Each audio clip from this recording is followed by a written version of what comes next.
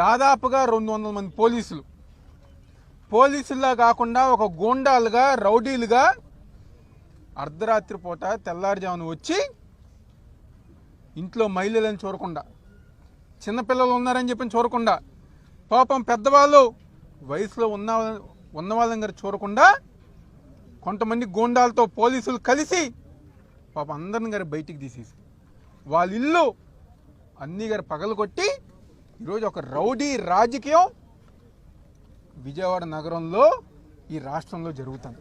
ఈ రాష్ట్ర ప్రజానికానికి తెలియజేయాల్సింది ఒకటే, ఏదైతే ఈరోజు ఈ సంఘటన జరిగిందో దీని వెనకమాల నారా లోకేష్ ఉన్నారని చెప్పని ప్రతి ఒక్కరి గారు గమనించాలి.